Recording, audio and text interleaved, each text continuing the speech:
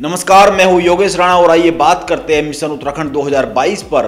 नैनीताल विधानसभा seat पर कांग्रेस में झगड़ा बढ़ता ही जा रहा है। सरिता आर्य बगावत के पूरे मूड में आ गई है। सरिता आर्य ने कह दिया है कि अगर कांग्रेस ने नैनीताल सीट से टिकट नहीं दिया, वो और उनकी महिला मंडली भाजपा में शामिल हो जाएंगे। सरिता आर्य खुद के आजाद होने की बात कह रही है। सरिता आर्य की कांग्रेस नेता के तौर पर नैनीताल सीट पर हैसियत क्या है, इस पर बात करेंगे, लेकिन पहले उनके पिछले कुछ दिन के घटनाक्रम पर गौर कर लेते हैं। पहली बात, सरिता आर्य का नैनीताल से टिकट कटना तय है, क्योंकि यशपाल आर्य अपने पुत्र संजीव आर्य के साथ इसी शर्त पर आए हैं कि टिकट मिलना ही है। दूसरी बात, सरिता आर्य हाल ही में हरीश रावत से मिली और 14 महिलाओं की एक सूची देकर उन महिलाओं को टिकट देने की मांग कर डाली। उन्होंने कहा प्रियंका गांधी उत्तर प्रदेश में 40% टिकट महिलाओं को देने की बात कर रही है, लेकिन उत्तराखंड में 40% न सही, कम से कम 20% टिकट तो महिलाओं को मिलने ही चाहिए। और तीसरी बात, इसके बाद भी पार्टी पर कोई फर्क नहीं पड़ा। सरिता आर्य का कहीं पर नाम नहीं आ रहा है, उनको कहीं एडजस्ट नहीं किया जा रहा है, इसके साफ साफ संकेत आ गए हैं। इसी के बाद 14 जनवरी की रात में सरिता आर्य भाजपा के प्रदेश चुनाव प्रभारी प्रहलाद जोशी से मिली। देहरादून के डालनवाला आवास में हुई इस मुलाकात के दौरान रमेश पोखरियाल निशंक भी मौजूद रहे। अब इस मुलाकात के बाद 15 जनवरी यानी शनिवार को उन्होंने खुलेआम घोषणा कर दी कि अगर कांग्रेस उनको टिकट नहीं देती है तो वो भाजपा में शामिल हो जाएगी।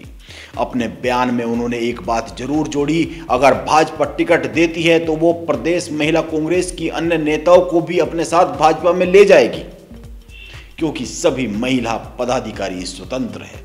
सरिता आर्य इस समय उत्तराखंड महिला कांग्रेस की अध्यक्ष है और वो अपने लिए पार्टी में एक टिकट तक पक्का नहीं कर पा रही है, इसीलिए वो भाजपा के दरवाजे पर पहुंच गई है। लेकिन सवाल यह है कि क्या भाजपा उनको अपने आंगन में बुलाकर टिकट दे पाएगी नैनीताल सीट से?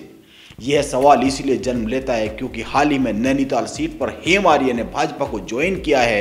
हेम आर्य पुराने भाजपाई है और 2017 में संजीव आर्य के भाजपा में शामिल होने के कारण बागी होकर निर्दलीय चुनाव लड़ गए थे। अब कमाल की बात यह है कि संजीव आर्य कांग्रेस में गए तो वो भाजपा में वापस आ गए।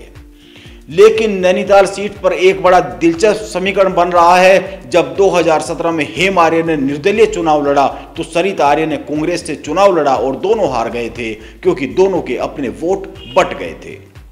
लेकिन इस बार हेम आर्य पहले ही भाजपा को ज्वाइन कर चुके हैं और खुद को टिकट का सबसे बड़ा दावेदार बता रहे हैं। अब अगर सरिता आर्य भी भाजपा में आ जाती है तो दो बातों पर गौर करने की जरूरत है। नंबर एक, अगर हेम आर्य और सरिता आर्य दोनों भाजपा में एक साथ रहते हैं और एकजुट होकर लड़ते हैं तो संजीव आर्य के लिए चिंता की बात बन सकती है, क्योंकि 2017 में दोनों अलग अलग लड़े, जिस कारण दोनों के वोट बैंक जो है वो बट गए, एक साथ नहीं आए, जो मैंने कहा है। इसीलिए अब देखना है कि सरिता आर्य भाजपा में आती है तो क्या हेम आर्य और सरिता आर्य एकजुट हो पाएंगे?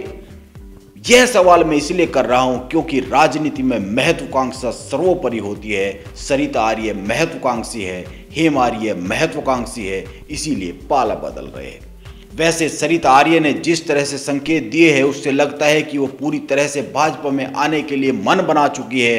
अब देखते हैं नैनीताल सीट पर राजनीति क्या करवट लेती है। नमस्कार, आप बने रहे मेरे साथ।